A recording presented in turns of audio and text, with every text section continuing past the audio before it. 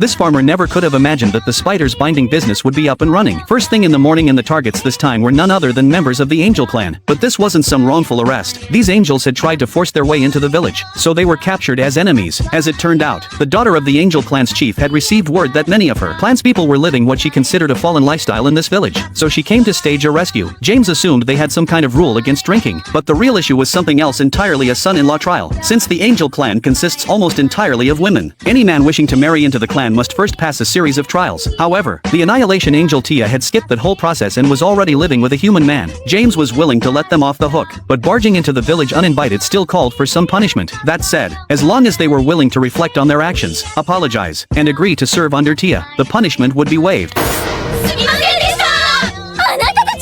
After that, James welcomed them back as guests, treating them to a full spread of food and drinks without holding back. The one exception was Celine, who refused to back down. She even convinced herself that Tia had been lured away against her will. Left with no other option, James decided to take on 5 trials himself to prove her wrong once and for all. Trial 1, Wealth. The requirement was a donation of 999 gold coins, an astronomical sum for any ordinary person. James didn't have much gold on hand, but without missing a beat, he pulled out a treasure worth well over 1,000. First trial, cleared with ease. Trial 2, Intelligence. Both sides would take turns drawing from a pile of 20 stones, with each turn allowing 1 to 3 stones. Whoever took the last stone would lose. Going first, James wrapped it up in just a few minutes. Celine was stunned. She hadn't expected a human to be this sharp. What she didn't know was that James already had the winning strategy locked in. Grab 3 on the first move, then make sure each round adds up to 4, and victory is guaranteed. Trial 3, Combat Strength. Celine demanded that James capture the vampire princess, the natural enemy of the angel clan, fully expecting that to stop him cold. What she didn't know was that the vampire princess wasn't just someone James knew, she was his wife, and they already had a child together. Celine was completely floored. Trial 4, Luck. A simple coin flip heads, and James wins, but Celine cheated on the spot and flipped it over herself. Just as James was at a loss for words, that's when Tia showed up and stomped the coin straight into the floor.